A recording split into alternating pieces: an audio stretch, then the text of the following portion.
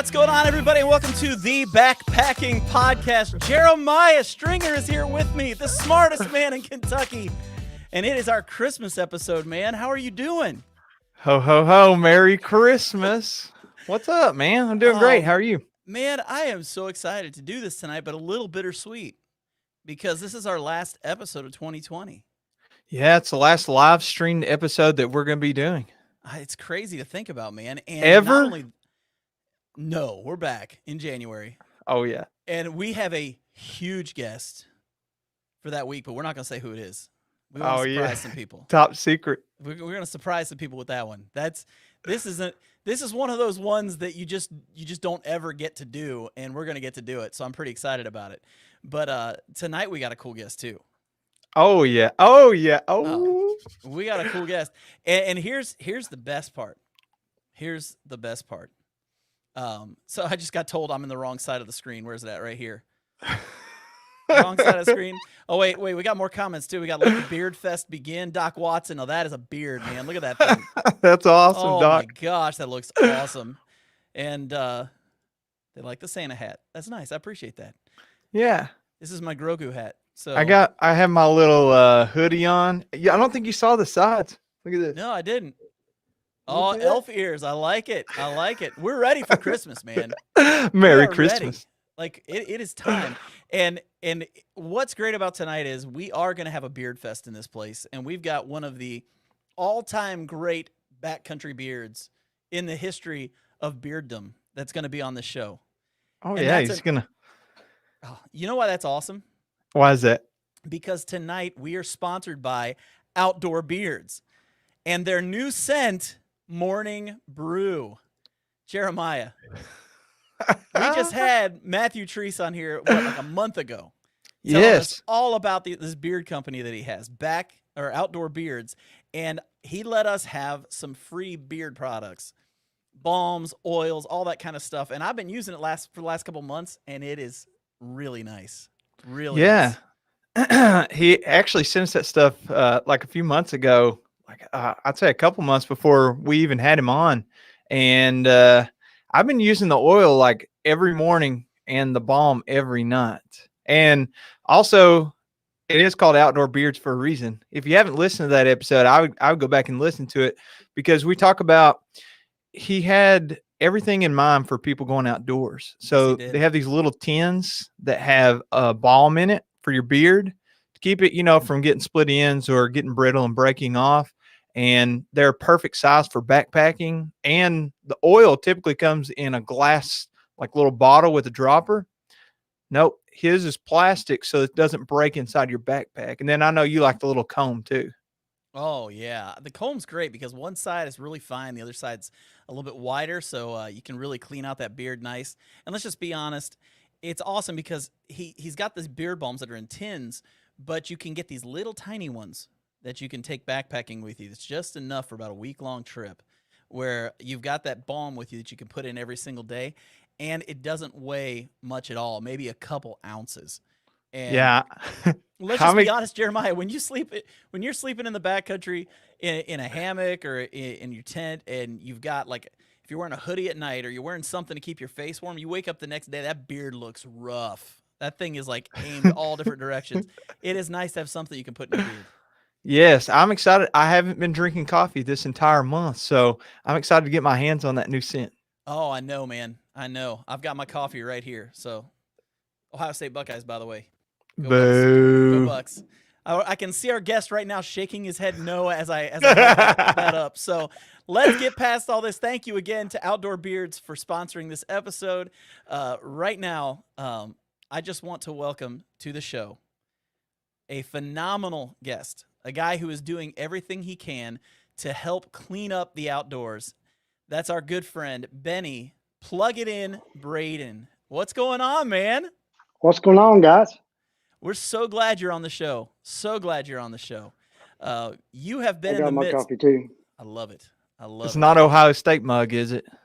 No. No. Coffee. Yeah, I was going to say you SEC guys aren't too crazy about us Buckeyes, are you? No. Wait, who's your team, Benny? Who is it? Gators.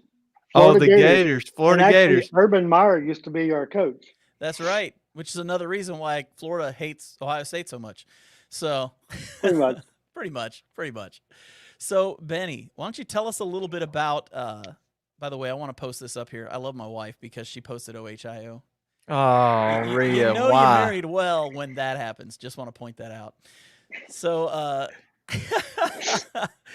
oh, and one other comment, and these are going to happen all the time, Benny. We're going to have comments popping up all the time, but that's a fabulous beard right there. So Look at that, outdoor It's a lot of beards. work. from Outdoor It's a lot Beards. of work. Outdoorbeards.com. Nice. That's right. So okay, so let's ask a question here. You are passionate about Leave No Trace.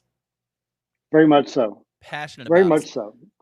I mean, if you think about it, we all use public lands. We all use, our green spaces, parks, things of that nature to shoot some of our videos, take some of our pictures.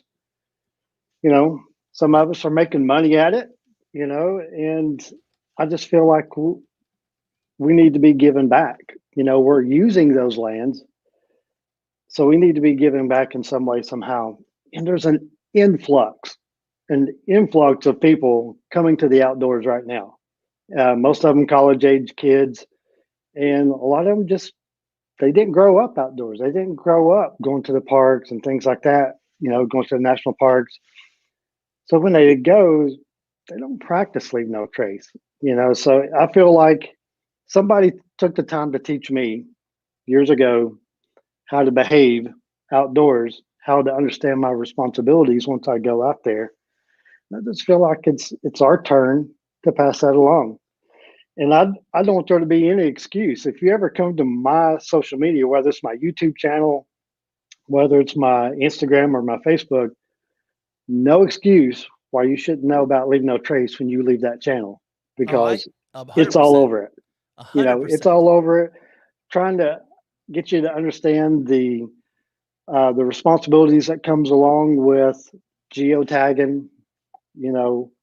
Get you to try to think about the implications of what that may have on that particular ecosystem, all the extra traffic. So, oh no, it's just I feel like it's our in order to be good stewards, it's our duty to try to help educate. Yeah, I was gonna say I'm not somebody who grew up in the outdoors like everybody else. I'm now 46, and I didn't discover the outdoors really until I was about 40. And I remember getting out that first time and backpacking and being blown away with it, but then at the same time really confused because I was seeing trash all over the place and didn't understand it, because to me it just made sense that you wouldn't do that. But Mhm. apparently, like I've seen the photos you've taken, especially at Max Patch, Yeah, just people leaving entire tents. That yeah. blows. Man, I wonder That how much money these people have, because I I can't that's afford to leave a mostly. tent. I mean, that's mostly college kids. They're not doing it just at Max Patch. They're doing it at the Roan Highlands, Grandfather Mountain, Black Blossom. They're doing it all over the place, and essentially, they can't party on campus because of COVID. So they get kicked off campus. So they got to go somewhere. I mean, college kids has to party, and they just pick these green spaces, and they just get out there and they stop at Walmart on the way to Max Patch, pick up the cheapest tent they can pick up, the cheapest sleeping bag, and they go. They have their good time. I watched them pull 40-quart coolers up the mountain, and wagons full of firewood, and do their thing all the way up into the wee hours of the morning. And the next morning, they're so like hungover or drunk or whatever, their friends carry them off the mountain and just leave the stuff behind. Just the other day, a friend of mine pulled off, I think, 4 tents and 3 sleeping bags and a bunch of junk off Grassy Ridge. Wow. So it's happening everywhere, and it's unfortunate. It's sad, but it is what it is. I mean, if you look up the geotag Max Patch, since September, there's 11 different college fraternities represented on that Oh mountain, and wow. it's not uncommon to see 200 plus tents on top of that small mountain. Wow. Let's take a second, and for those who, like John was saying, may be new to the outdoors and have never heard of Leave No Trace. I mean, that is kind of a common sense slogan though, right? Leave no trace. Yeah. If people have never heard of it, I think it's important for us to mention just quickly what it is. And then I want to have a conversation with you all about this geotagging, because I don't think we've ever really talked a whole lot about that here. So first, Benny, do you want to share? I know it's in your Instagram bio. You always put on there, if you don't know what Leave No Trace is, just check out my bio and read through there. But can you give everybody a short explanation of what basically Leave No Trace is? Yeah, leave no traces. Basically, you want to leave it like you found it. You don't want to be trampling on, very sensitive vegetation. You want to hike and walk on hard surfaces, on sturdy surfaces. You don't want to be setting your tent up within a few feet of the water. You need to leave animals a way to get in and out to the water. Don't need to be pooping in the water or near the water. You need to be about 200 feet away from any streams or anything of that nature. And when you poop, you need to dig a cat hole at least 6 inches deep. Make your deposit, cover it up, and get out of there. Yep. And don't be doing it near campsites. Same thing goes for campsites. Stay away from campsites. You need to be prepared. Know what the weather's going to be. Know what your terrain is going to be, so that you're dressed properly. You got the right footwear. You got the right gear. All of that. You have a map. You know where you're going. You're not going to get lost. You have a communication device. Things of that nature. There's so much that goes in to just leave no trace. But the biggest thing is whatever you pack in, Pack it out. pack it out. And really, if you can sum up leave no trace, that's probably the best way I could sum that up. If you pack it in, you need to pack it out. And if you see something that someone else left, grab it, take it out with you. You can erase their trace. See, I like that. You did a good job of segueing right there. That was nice. I think you've done this before. But one of the things that we want to do tonight is we want to talk about Erase the Trace. And we also want to, I know you're doing a big giveaway tomorrow. You're doing a big giveaway. Well, we're going to do a giveaway tonight for the best 2 stories that we have of you, everybody listening right now, watching right now. We're going to give out to the 2 best stories that we hear tonight. We're going to give away a year subscription to All Trails. And that is the full subscription. So you've got access to all the maps and all of that stuff. And we're going to make that happen tonight. So throughout the night, if you guys, like last week, we were asking about your wet out stories. This week, give us your pack it out stories. Tell us all about the trash that you've picked up on the trail. Maybe sometimes when you've gone out specifically just to clean up trash, whatever it is, tell us those stories in about 10 minutes before we close out tonight. We're going to have Benny help us pick out the best 2 stories of the night, and we're going to give away a couple memberships to All Trails. So, yeah, that'd be the pro membership, which yes. I like it. I already bought it. I've paid for it for the last 2 years. I love it. Yeah.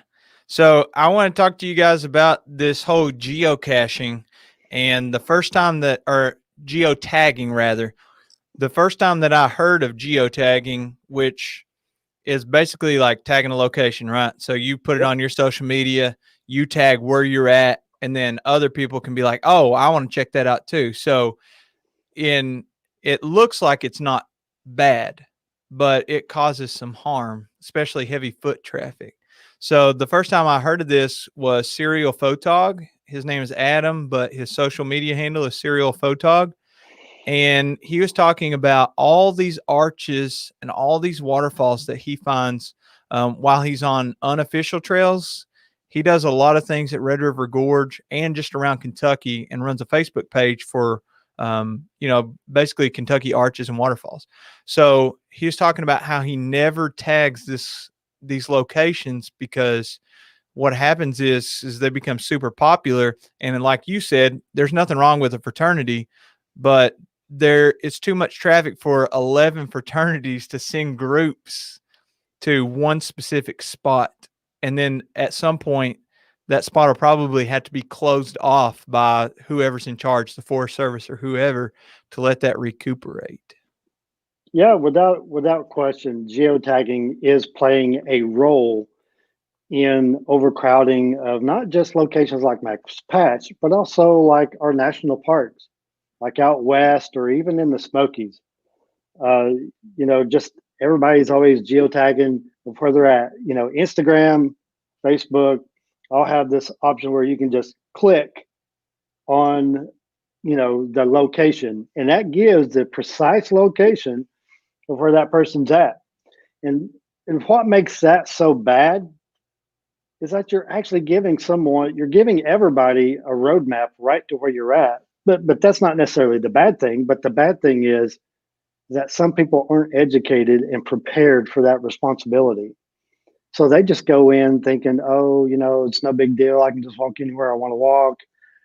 No trash bin, fine. I'll just throw my trash down. Somebody will pick it up. I'm sure this is a national park. They have people that pick trash up. Actually, most national parks, some national parks actually don't have people to pick up trash. With the Smokies in general, it's like a college thing that they kind of like. It's kind of like an internship kind of deal. College kids can come and get credit and things of that nature by doing just different work projects.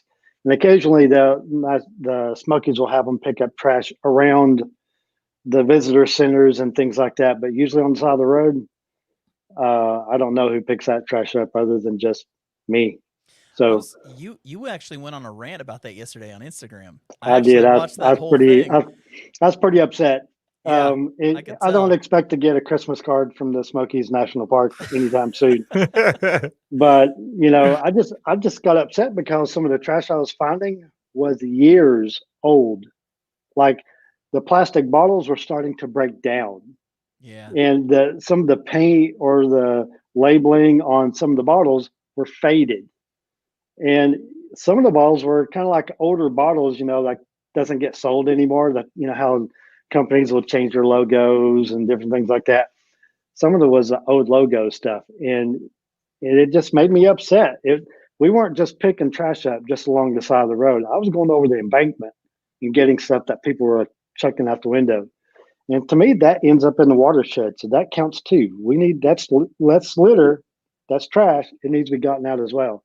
And I just Yeah. don't think anybody is like giving an effort, a true effort, into getting some of that stuff off the road. So we only covered like zero point 0.6 miles of Newfound Gap Road near Newfound Gap, Wow. and we had a truckload of trash. That's I a mean, heavily trafficked area. that's the most popular area probably in the park. You're going right by Alum Cave and all that other stuff, which is a disaster in itself. Right, and I understand the Park Service is shorthanded. Um, I've got friends that are rangers there in the park, and I feel for those guys and girls.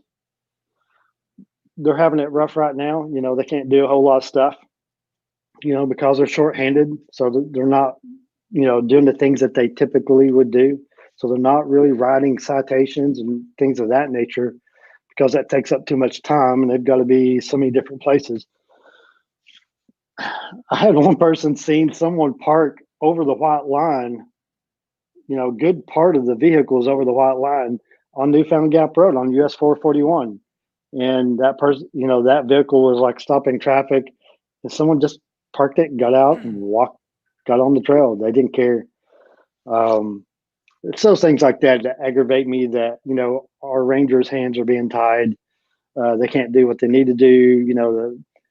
The budget's so tight that they won't hire anybody or can't hire anybody, and you know our support organizations like Friends of the Smokies, uh, they're already like going at so many different projects that's tough for them to like pull in a little extra money for some of these other projects that really need to be there. But in my opinion, this is my opinion only, I feel like um, that litter pickup needs to be priority one.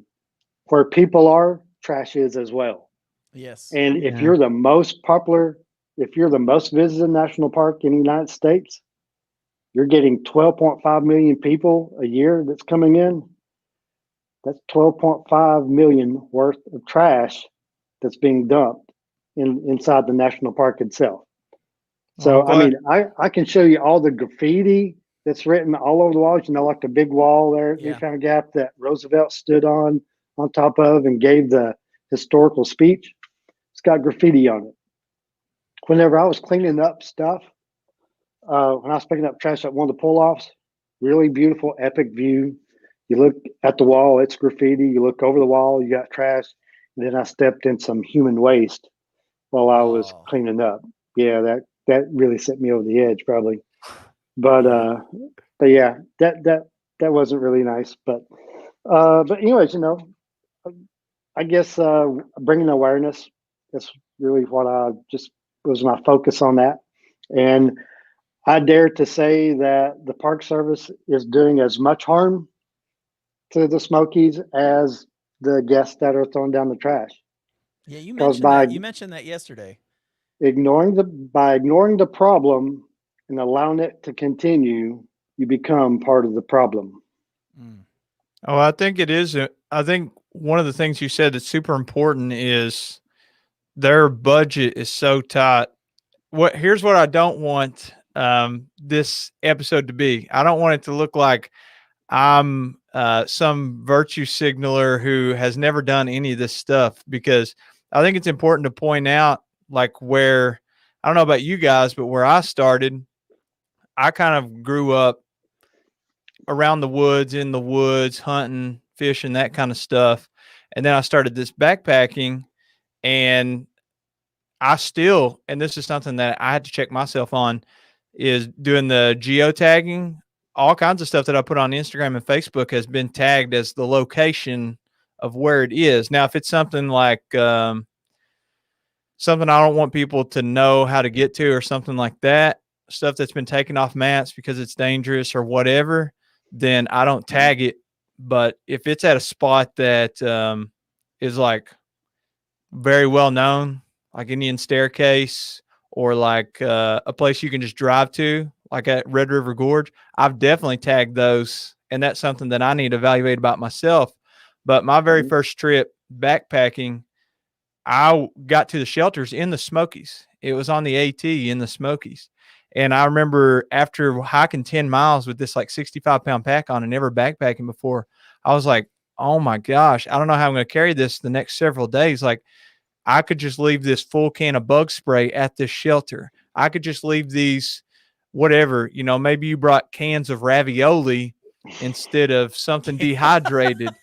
And then you're like, I don't think I can carry it. This is so heavy. Why did I bring 3 jars of peanut butter? Like, it doesn't make any sense. I can just leave I that don't like there. peanut butter. Come on, Well, man. that's true. With Peanut butter Jeremiah though, party. Jeremiah doesn't bring like 3 jars of peanut butter. He'll bring like 15 bars of chocolate. That's what Jeremiah To will bring dip in with the him. peanut butter. That's right. Yeah, So, and I can tell you, I grew up here in East Tennessee. My grandparents lived at the very edge of the Cumberland Mountains. So, I mean, when I say at the edge, I mean literally at the edge. There was like a cliff top that bordered their property, and you could look over down into the East Tennessee Valley, and on a low humidity day, you could see the Smokies Oh over wow. there. My grandparents would throw all their trash over the cliff from the time that I could remember to until they started like getting like dumpster cans and things like that up there on top of the mountain where they lived, because they lived very, very rural. But they would throw everything over, washing machines, everything. And I remember growing up as a kid, going through all that trash and getting out these old vintage like Coca-Cola bottles and RC cola bottles, stuff that would be worth a lot of money right now. As a kid, they were worth like 10 cents. So I'd take them down to the grocery store and cash them in. Yeah. I had no idea I was throwing away money whenever I was trying to get money. But, you know, I just remember, they just threw their trash over, out of sight, out of mind. And I just think that's just a culture that some of us have grown up in. I know whenever I visited Turkey, Turkey was just horribly trashed from one end to the other where we were at. The beautiful shores of the Black Sea, you'd have these little inlets there, and it'd just be all clogged up with trash. Or we'd go across this beautiful like pasture land, and you'd be trying to catch a picture of this epic sunset, and all this trash would be like in it, and you're trying to like frame it where the trash isn't. We need to be framing that trash. We Yeah. need to show people the trash. We need to show people the real view of the Smokies, the real view of our national parks, the real condition of Max Patch in these other places, so that people understand that, hey, we're in a state of emergency. We have an issue. We have a problem. We need to get a handle on this. And the only way we can get a handle on it is by making other people aware of it. And it's not to demonize nobody or anything of that nature, but it is about bringing awareness and trying to like figure out a plan. I know the Forest Service. I think I was told the other day that they've already submitted the paperwork to shut down all camping and campfires at Max Patch. I think that's a temporary deal for at least a few years. Then after that, I think it's on the table to start permitting and move the trailhead further out so that you can't pull a 40-quart cooler up the mountain. So Yeah. Well, so just trying to make it a little more user friendly and definitely get rid of the parking on the sides of the roads. Yeah, and I was gonna say, I think a lot of this is, I think if you look at society as a whole, there were things that were once acceptable, Yeah, and they're not acceptable today. And exactly. this is just another one of those things where you may have grown up and this was okay your whole life, but it's not okay now. So there needs to be a change in it. So Or even be in a situation like these college kids, they're not under mom and dad's thumb. So it's like I can do whatever I want. I can be whatever right. I want, whatever. And they're just doing their thing. And I get that. I understand. I've been there before, but at some point in time, I hope that they understand that, that's not cool. Right. Well, Is hey, it? But they did leave a 24 pack of Bush Light at Max Patch last time, and they were ice cold. I might have had 3 of them. A little Well, treat I for did get cleaning up. paid. well, I did get paid. we got some questions for you starting up on the chat real quick, and I want to throw these in. Definitely going a little different direction on this first one, but it's plug it in. As an advocate for LNT, do you have any tips on learning to use a backcountry bidet? I have one, but I'm too nervous to give it a try. And this is a guy who actually sent one to Jeremiah to check out. So you might be giving Jeremiah some tips as well. I took it over the weekend and didn't have to use it. Oh, Nice. Well, I switched over to the bidet probably a year, 2 years ago. I can tell you it's eliminated all chafing, all that junk, because you're washing your under region really good. So you're washing away all the salt deposits, from sweating and all that, and all the salt crystals build up. That's just like sandpaper down there. yeah. So you're washing all that away. Plus, when you use a bidet, you're also forced to wash your hands. Now, most people who use TP, some of them you wash their hands. Most of them don't. They'll just use little dab of sanitizer and go on with it. Why do you think the neurovirus is going like rampant on the AT in the first few months? Oh, yeah. Because nobody's washing their hands and everybody's touching everything that they, everybody's doing this, eating your food. So I'm a big advocate for the bidet, talked Darwin into using one, and he seems to like it pretty good. As far as technique, I don't really, I don't know if we can go into technique details here, but I would love to do a YouTube video on it.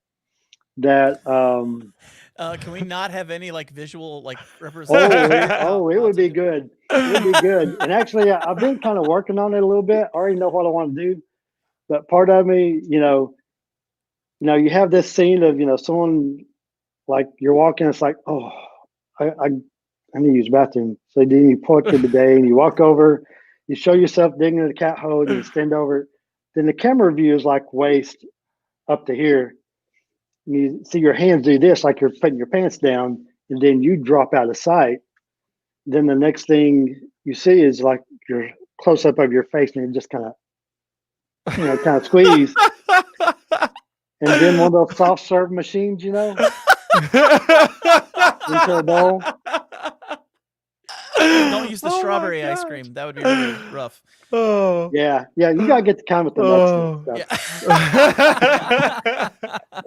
Yeah. Yeah, to me, it's so much lightweight. It's easier to go, and I mean, I typically use about 8 ounces of water. It doesn't take a whole lot of water to kind of clean yourself off down there. And carry a little thing of Dr. Bronner's. I carry a dry towel, a little light load dry towel. Yeah. Everything fits into the side of one of those little Z-Pack zip wallets, one of the little miniature ones. So you get that, get your liter of water. And I use the same bottle I drink out of. I never put my bottle down below my butt. I keep it up above, kind of like on my back so it sprays downward. So and I don't like squeeze it to where water's just flying out. It's unnecessary. You don't need that jet stream, huh? You don't have to have the jets going. Save that for when you're at the hotel. There you go. Get you a hot tub. Well, I'm going to read you a few. We've got some people starting to turn in some stories about cleaning up that they've done. Brittany Collins said, I was backpacking in Dolly Sods, and I shared a campsite with a young couple who the next morning left a metal fire grate and a cabin-style tent that I had to pack out. Longest 3-mile hike out ever. Metal fire grate. Those come in handy. It'd be everything I could do to keep from like wanting to chase those young campers down and Nancy Kerrigan, pulling the Nancy Kerrigan, take out their kneecap, whatever. Oh my God. Take a softball bat, just go to town. Wrap them up in the tent. I don't know. Oh my gosh. I don't know. That's frustrating for sure. I know it for a fact. Here's another one for us. I came across a 30-foot commercial fishing boat dumped off on the side of a forest road in my state forest. All identification were removed. Just ridiculous. So that was planned. Somebody knew they were going to do that, and they planned it. Yeah. Yeah, they knew they couldn't take it to probably a local dump without paying a fee for it. So they just dumped it off somewhere and saved them some money. Unfortunately, that happens. And hopefully it was a good boat and they could use it. Yeah. Ben McMillan just said, remind me to not watch that video on the big screen. It's going to be in high def. High definition. Yeah, and I'm going to tag everybody in it. So, I mean, you're forced to look at it. It shows up on your feed all the time. So it's coming. Gosh. It's on our way. Here's another one. We saw, it says, Mike saw a 40-year-old camper dropped and abandoned. Same thing, no VIN or license plates. Just dropped off in the woods. Yeah, unfortunately, it's situations where when people take something to like the county dump, they have to pay like a weight fee on it. So if it's like a camper or a boat or anything of that nature, they weigh that and they charge you so much for that. And just people being cheap, not doing the right thing. That's what you call a lack of integrity. Oh, yeah, absolutely. 100%. Here's another one. My wife and I were scouting camping locations, and we found a full bag of household trash strung up in a tree, and just a few yards away, we found an entire suitcase. An entire suitcase sitting out in the woods. I do a lot of my trail that I love is the Sheltowee Trace. I love the trail. I always hike sections of it. And the section that always breaks my heart the most is near Cumberland Falls on the Sheltowee Trace. And as you walk that section, it is just there's children's 3-wheelers. It's stuff you can't just pack out. It's not like you can throw that on your back and just take off for the next 15 miles or whatever. There are campsites where there's just old trees left out and beat up, and paint cans. They're full-size like radio flyer wagons. I'm just trying to figure out why did you take it out there in the first place? Yeah. You know what always amazes me? Crazy. The watershed. Like people, yeah. I live on Lake Cumberland, and I was born and raised here, Lake Cumberland in Kentucky. And people always talk about how dirty the lake is. But there's something that we got to understand is like the watershed is big. So all these little inlets and all these little creeks and streams that are washing all this trash down are going into this lake. Yep. And so like where John is talking about, he's talking about trash up top. It's like pretty good ways above the river. So the river hasn't Mhm. been that high, but all along where the river is, you'll see it'll come up and cover trees. And in those trees, there'll be like tires and coolers and whatever the water is, while it's up washes down. It's crazy. Like the width, I guess would be a good way to describe it, of the watershed and how much stuff Yeah. just gets washed around. Yeah, Fontana Lake is that way too against the Smokies. It'll be just laced with everything from huge chunks of styrofoam to pieces of boats, pieces of just garbage, big 50-gallon drums. Here in Roane County, where I live, we have the Emery River that flows out of Morgan County. And when we have like a really nasty, um, like a nasty flood or something like that, I've actually seen huge propane tanks or natural gas tanks that people have on the outside of their houses in rural areas floating down the stream. Those giant silver ones? Yeah, big giant white ones or whatever, that people have Wow. setting on the outside in their yard or whatever that they heat, use to heat with during the Yeah. wintertime. We'll see those floating down the river. Those That's aren't fun to catch insane. either. That That's is insane. crazy, man. That's going to take anything out that it crosses. Yeah, yeah. So usually we try to, our local rescue squad and law enforcement, things like that. They try to catch those pretty quick once they get inside of our county. But sometimes a few of them make it pretty far downstream without hitting anything. Wow. That's But yeah, crazy. unfortunately, you have that, just like with the Smokies and whatever, all that trash ends up in the watershed at some point in time. A heavy rain, a heavy flood washes it all down, and it ends up in our water. Long story short, it's just it's aggravating. I can tell you that, but all we can do is just keep trying to pick it up and get that. The more we pick up, the less that ends up in our lakes. Yeah, 100%. Well, Benny, I want to change directions just a quick second here because you have been PTS free for how long now? Oh my goodness, I don't even know if I stopped counting at day 400 in the low 400s. Um, I know October 7th of this year was 365 days. So after that, it's all been pretty cool. Well, Man, I'll tell you what, congratulations. Yeah, that's yeah. incredible. I never thought I'd see that day. Never thought I'd be where I'm at today. But Much less do it in 2020. Like the I'm telling you, craziest year in history. I'm telling you, there are some times that really tested the limits whether I could actually do it or not. And even just getting started, a year ago, going to reboot recovery to start, understanding what I was dealing with, how to, control my responses and things like that, understanding the trauma, and then going through the divorce and right the following December and just going through all that. And it was just really bad. And I was able to make it through that. And I knew if I can make it through that, I can make it through anything. And it worked out, you know, my house is really peaceful now. So I really like that. And so it's just me and my daughter, and she's pretty cool. She's pretty much like my son. He was pretty chill whenever he was a little kid, which she's 15, Yeah. and so she's pretty good. But I did come close to having an episode when we went to Oceanside a few weeks ago actually.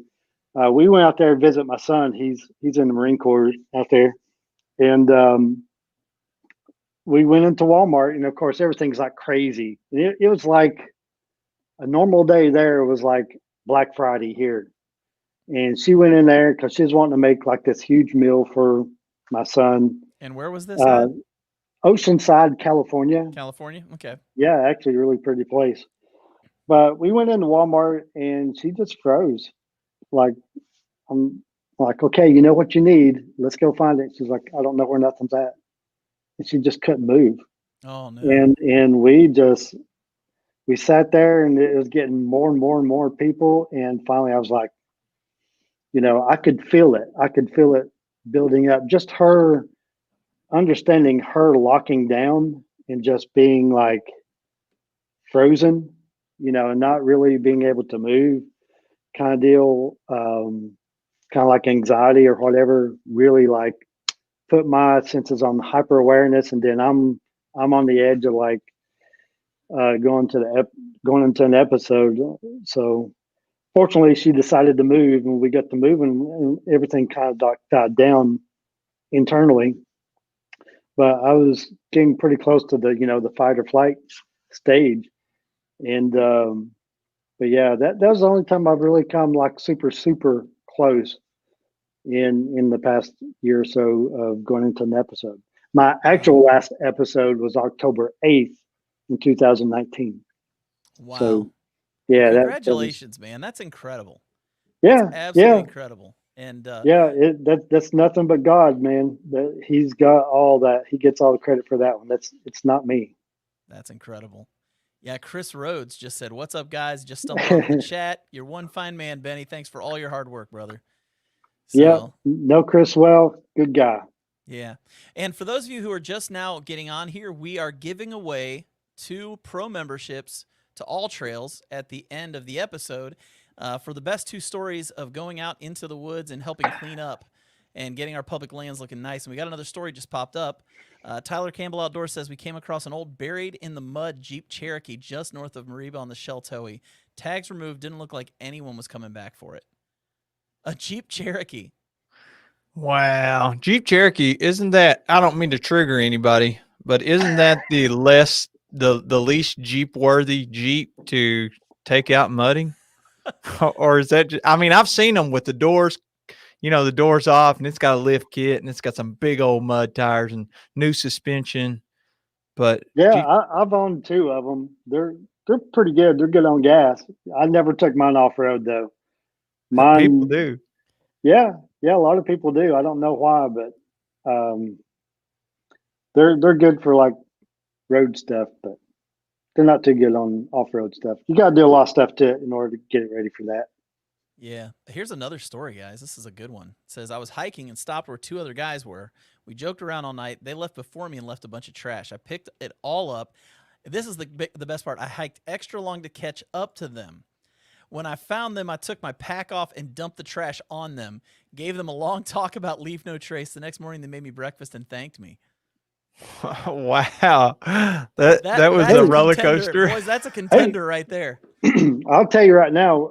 Me and another friend of mine, Serrana, that works for one of the state parks in North Carolina. We were at Max Patch doing a quick cleanup. Someone had hollered at me and said, "Hey, there's a tent here." So I went up to go get that. And she wasn't too far away. So she said, "Hey, I'll join you." So we went there. We're picking up trash in the parking lot. My hands are all cold. So I'm in my truck getting warm. And I'm sitting there walking through the parking lot picking up trash. And these people pull up and they get out. And she turns around and starts walking the other way. And they throw trash right behind her. And I'm like, "Oh, heck no, you ain't." So I jump out and I run over to them. I'm like, "Hey, pick that up." I'm like, "We're working really hard to try to clean this place up." And the guy's like, "Oh, it's just banana peels. I figured they would just, rot or something like that." I said, "Do you see banana trees around here? Like, if some animals eat that, it will kill them." I Yeah. said, "And number one, you're bringing bears and things like that close to here. Do you want to have to deal with a bear when you get out of your car? Or do you want a bear in your car when you leave, when you come back to the vehicle? Like, don't do stuff like that." I said, "Pick it up, put it in my trash bag. I'll be glad to take it." But Yeah. they were like, they just thought everything would just rot on the ground immediately, no big deal. And they sat and watched her pick stuff up and walk away, and they was like throwing it. Wow. One of the saddest things is the bears, man. Like we've been kicked out of campgrounds before because the wildlife control has to come in and deal with the bear problem where people will feed them. They'll throw stuff on the ground before they go to bed. So whenever they get out of their camper in the morning, hopefully on their trail cam, they have a bear. The bears keep coming back, and they may get more aggressive, maybe not. And a lot of times what ends up happening is they have to either relocate them, or if they're aggressive, euthanize them. Yeah. And it just makes you so, I don't know, torn up about it, sad, because the earth does just fine without humans. Probably better without humans than with. Now, don't get me wrong, I love being alive, but we cause a lot of harm, and we just had to take responsibility for that, but the bears, they're completely innocent, even though they they'll rip an animal apart. I guess that's pretty natural compared to what we're doing. Oh, there's no question. No question. I mean, the thing I get upset about is you go into the Smokies and you see like 1,500 people surrounding one little bitty bear and its cub, and they're within like 20 feet, 15 feet. You just want to grab everybody by the hair of their neck, pull them back, open their car door, help them back into their car peacefully, close the door, and tell them Don't Nancy Kerrigan it's them. time. It's Like, time just to get go in to the car. Denny's. It's time to go to Denny's. So go to Denny's, get some breakfast, Denny's. think about what you've done, and maybe we'll let you come back in. So yeah, Oh, man. because they're euthanizing, the Park Service is euthanizing these bears when they get aggressive towards humans.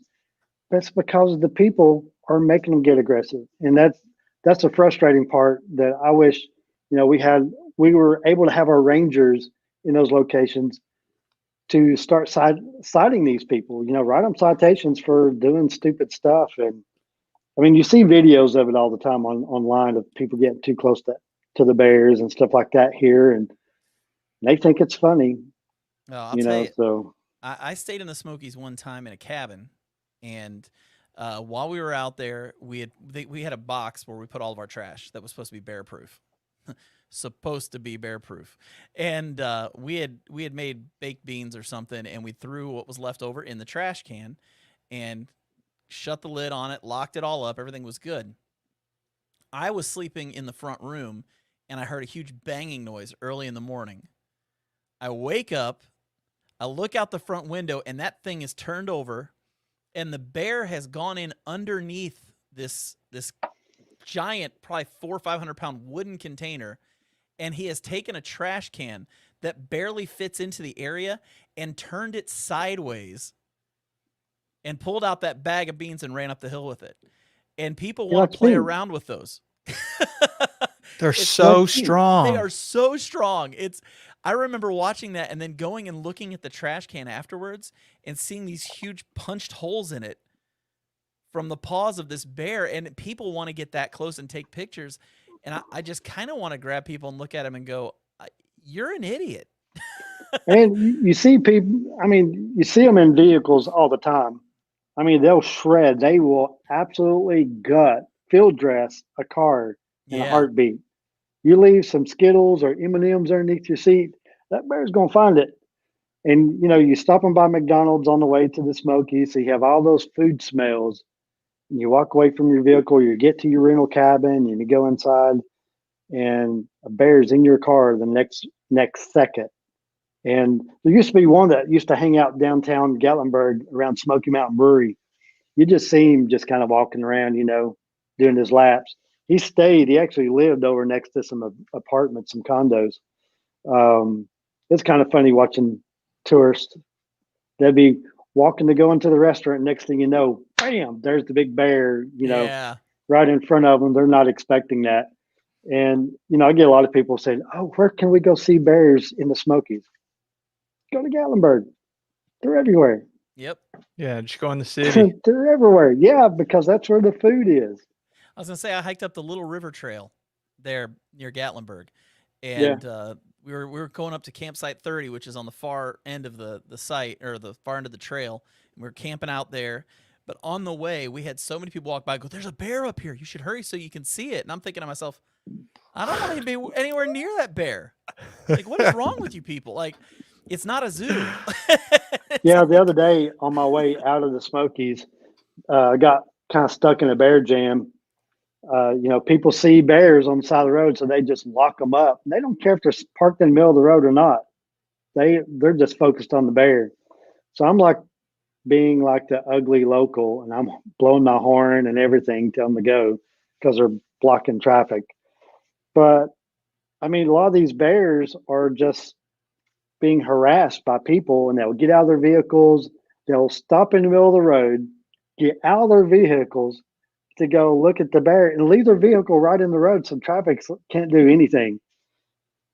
That's whenever Dude, you wish. That's when you wish you had a ranger that was allowed to write citations. Yeah. That's I've been in a bear jam before. That's what I call them bear jams because that's what Yep. they are. It's Yep. like they just leave their vehicles right there instead of pulling off the Yeah. side of the road and letting other people get around. And you can be stuck there for up to hour, 2 hours, not moving Yeah. at all. And Yeah. it was all It's because somebody stupid. saw a bear. Yeah. It kind of makes me want to go pull somebody's valve stem out Yeah. while they I like walk away that. from the vehicle. Just when I was hiking, doing this section from Damascus to Grayson Highlands on the AT, then there was like a shelter. I don't remember the name. It might have been like Thomas Knob or something like that. Yeah, Thomas And Knob Shelter. yeah, Yeah. so they had, I think, had recently closed it, but they had opened it back up because they closed it because of bear activity. Like that's a Mhm. high bear activity area Yeah. anyway. But with these bears had just like demolished the bear boxes, like had completely flipped them over. And I don't know how much those things weigh, but I mean, I don't think I can lift them. And they put electric fence around them. Well, here on the East Coast, a lot of times we'll use like those Klein toolboxes, that you can get at Home Depot or something like that as bear boxes. They're not rated for that. What they need to be doing is buying actually bear bins that they use in the national parks. Let's say like out west, uh, those things bears can't get in those. Yeah. But Yeah. these little like Klein toolboxes or whatever that you get at Home Depot, they're thin metal. Bears, the hinges on them aren't strong. Bears can get in those pretty easy. Yep. It's all fun and games till you get mauled by a bear. That's Greg it. Martin Tell one Outdoors. thing you can't. We got another good story here from Midwest Backpacker. He said, this is Jeremy. He said, I came into a campsite. The hiker was packing up from the night before. She started leaving and left her cook kit, 3 days worth of clothes, and a package of paper napkins. Said her pack was too heavy. Ugh. Wow. What in the world? Who was it that was telling us that a lot of times it was people on horseback that does a lot of trail maintenance and cleanup? Because I was That's complaining. along the Sheltoe Trace, actually, that they do that. I think it's very common in other areas because I was complaining that like sometimes I walk on trail and it's beat up by horses. And I think it was on this podcast, and they were like, "Well, don't complain too much because the people on horseback are the ones that are carrying out a lot of stuff that's left over from people." Do you remember who that was? Yeah, that was you and I talking about it because there was a big conversation about it on Facebook, actually, in a Facebook group where they were talking about that. And not only do they do a lot of the cleanup of trash, but they also do a lot of the trail maintenance, actually cleaning up the trail. They'll be the ones that bring in bags of sand and dirt and fill in the areas where the horses have destroyed the parks and everything. I think Ricky Vandegrift might have mentioned it because I think he was a ridge runner. Yeah, he was. Yeah. What were you going to say, Benny? Sorry, I didn't mean to cut you off there. Well, in the Smokies, a lot of times you'll have people on horseback that'll either carry out stuff, or whenever they're doing like a trail project, they'll use the horseback to carry in some of the heavier materials to do some of the work, like whether they're rebuilding a privy or maybe doing some maintenance on a shelter. They'll use horseback to bring those things in. Gotcha. Very useful resource. But I'm one of those I'm with you. I hate seeing a trail where horses are allowed because they rut out the trail so bad. But at the same time, the horses do, provide a lot of usefulness when you're talking about maintenance and things of that nature. So it's kind of a love-hate relationship. Yeah. Sometimes they overlap. We had somebody here with a story about a bear encounter. It said we've had 3 encounters while camping. One circled my tent, growling at 3 a.m. It was pretty intense. I banged on a fire ring and sang Led Zeppelin's Immigrant Song, and it went away after 20 minutes. That is a long rendition of Immigrant Song, I just want to say. That is awesome. That'd be intense. That would be That's a intense. bear deterrent. Is Yeah. Led Zeppelin. Well, guys, we are at the 56-minute mark. We need to pick out a couple winners for these all trails. So, what stories do you, like, just sitting here thinking about the stuff we've talked about, what sticks out in your head? Well, we got quite a few. And I remember we said one was a real contender. I don't remember which one that was, That but would I be would. stop where two guys were. We joked around all night. They left a bunch of trash, and he actually went after them. I think that guy's winner. I think Richard Stamper is going to win one of He these. gets my vote. Unless Richard, if you already have the pro membership, let us know and we'll give it to somebody else. But Or you could get it. That could be your renewal. oh, could be a renewal or Get you a Christmas free renewal. gift. Yeah. So that was a good one. There was the this one that was the my wife and I were scouting locations. We found a full bag of household trash, and just a few yards away we found an entire suitcase. And something was commented on about that after. It said, I was afraid I would be afraid of opening the suitcase and may contain body parts. And he said, yes, our thoughts too, but luckily it was empty. So they apparently packed that stuff out. So I was that's thinking another that. one. I was Yeah. thinking that. That was a good one. There's one more that was really good up here. There was Brittany's here. The one in Dolly Sods. She's sharing a camp with people who left a metal fire grate in a cabin-style tent that she had to pack out for 3 miles. So That's definitely worthy. yeah. So I like Brittany's. you like Brittany's? Yeah. All right. That's a lot of it's- hard work. She needs to be rewarded for that hard work. Absolutely. So Brittany and Rich, you guys are our winners. I know Richard Stamper. That dude's from out west.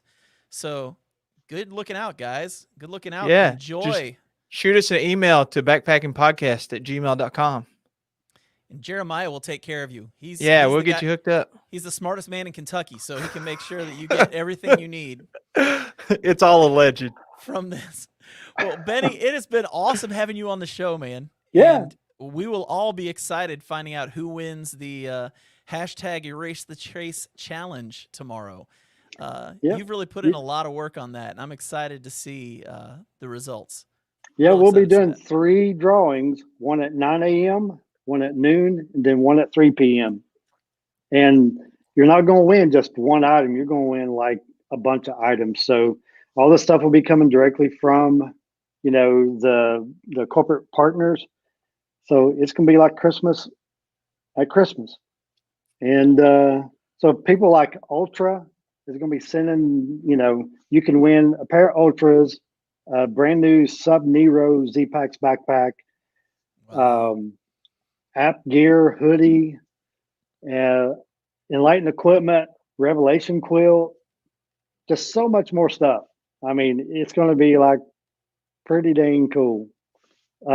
Just really, really humbled that a lot of these companies, wanted to partner on something like this. Sawyer is giving everybody a free filter, water filter. So it's pretty neat. And even with Ultra says, okay, you pick the model, you pick the color, you pick the size. If we have it in stock, it's yours. Wow. How incredible is that? That is cool. You want to see something So- else that's cool? You want to see something else What's that's really cool? Brittany just said, thanks, guys. I already have the pro membership, though. I would love to share the love with somebody else. So Love it. that's really cool. Brittany, if you know someone who needs it, when you email us, let us know who that person is, and we will be sure that they get that membership. That is just awesome. Outstanding. That is awesome. Well, Benny, why don't you give everybody a rundown of how they can find you on social networks and YouTube and all that kind of stuff? Why don't you just give everybody the rundown of your stuff? Well, it's pretty easy. If you just look up Plug It In Hikes on Instagram, Facebook, YouTube, you see this mug, it's me. Or you might see like this logo. That's kinda Yeah, cool. Ben said he sent that to you. That's Yeah. awesome. Yeah, she's pretty sweet. I like that background design that he did on that. So that's kind Yeah. of cool. And so just real quick, we're also doing a different project next year, TN56, where we're going around all 56 state parks. And we're also sharing stories of other first responders struggling with PTS. So we're doing that. So we'll have hopefully some of these up for sale to support that effort and raising money for reboot recovery and things of that nature. That's So awesome. pretty neat. And I Pretty think neat. that we talk some about that in our last episode with you. Like if people wanted more information or hear more about it. Yeah, and that has its own Instagram as well right now.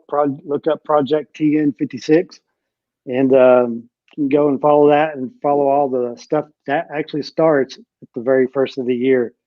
So we'll probably do my story first, and I'll do it at Frozen Head, home of the Barkley Marathons. About 50 miles of trail in there, and also we're visiting all 56 state parks, but we're also hiking all 1,300 miles of trail within those park boundaries. So we got a busy year in addition to the TGO in Scotland and possibly the JMT over in California. Oh man, it But just yeah, sounds like you have a rough life, man. it's terrible. It's terrible. It's terrible. And I'm campaigning. I'm campaigning to go to Iceland as well. There's a filming project that's going to be going on over there, and so I'm campaigning to be part of that crew because I'm pretty good friends with everybody that's going, anyways. And so I'm lobbying pretty hard. That's awesome. That's awesome. I hope you get in, man. I Yeah, really yeah, enjoyed Highline. I loved Highline. I've watched it about 3 times now, yeah. and Well, really yeah, enjoyed and that. it's Outmersive Film that's doing the filming project. It's going to be kind of similar to Highline, but a little bit different. Very And cool. but yeah, Highline, it's still out there. People can go see it.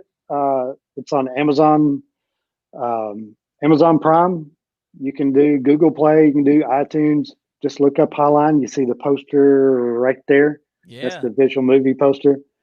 And you can check out the beautiful terrain of Utah and hear some incredible stories of people who hike and why they hike, including mine. yeah. That I will say that's what made me go back and watch it over again. The stories are unbelievable.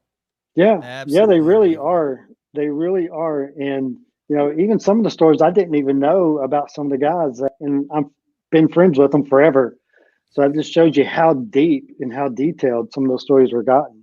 Yeah. And I think maybe eventually we're going to do a smaller mini documentary to pick my story up where Highline left off and share a little bit of that. Maybe Project TN56 might be a part of that project.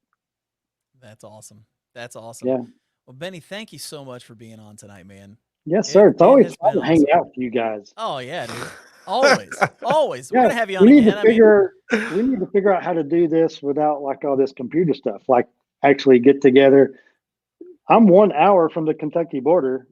well, we have done this podcast from a fire pit before, right? Like we've actually done this around a campfire. So there's nothing saying we couldn't come down and meet you in the Smokies at some point.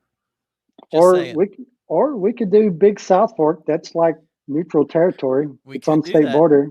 Yeah, we could Yeah. do It'd be that. almost like the Georgia Florida football game, targeted on kind of like neutral turf on Oh the yeah. state line. I like that. I Let's like that. do it, man. I I'll think that needs to text you. happen. I we'll think that needs set to up happen. we'll set up a trip. Definitely. Yeah, Definitely. sounds good. Well, man, have a good one. Thank you for being on again. And if you want to hang out in the green room for just a little bit, we'll come back and talk to you here in just a couple Yep, of minutes. All right. yep. We'll see you. Every time. Beautiful human being, man. Love having that man on this show. Love having him on Yes. the show. Well, Jeremiah, this is the last one of 2020. Yeah, the last live stream of 2020. And for those who have been enjoying the podcast, we do have some other episodes that are going to be coming out that they don't have a guest, but we made a little extra content for you guys. We love you. Yeah, those are going to be on Anchor soon and actually on the Backpacking Podcast YouTube channel, which does exist. Yes. So if you're interested in checking that out, you can go there and check those out. There will be video up of those podcasts. And like I said earlier, we have a huge, massive guest who is not just infamous in the backpacking world, but also infamous in the world, period. I'm just going to leave it at that. I don't want to give any other clues. And we may even throw it out there at some point that we are maybe having a maybe we'll just, I'm just saying this, I haven't even talked to Jeremiah, but maybe we'll have a giveaway. If you can guess who this guest is and guess it correctly, maybe we'll throw out a little giveaway for that. I'm having fun giving away stuff, Jeremiah. We've done this for 2 shows in a row, and I'm enjoying this giveaway stuff. So maybe we can do a little giveaway if somebody can guess who our first guest of the next season is, because I don't think they're going to, Jeremiah. No, I don't think so, but it's very exciting. Yeah, it's not Barack Obama. But we do have a really cool guest that's going to be on the show, and we're excited about it. And it's going to be fun. Next season is going to be fun. We got a lot of things already lined up, and it's going to be crazy. Awesome, man. It's going to be crazy. Well, I've had fun tonight, dude. This is great. Yeah, man. You got anything else to say before we sign off for the year? Much love, folks. We'll see you soon. Absolutely. Have a good one. Thanks for tuning in tonight, guys. Have a great night, and we will catch you in about a month. Merry Christmas.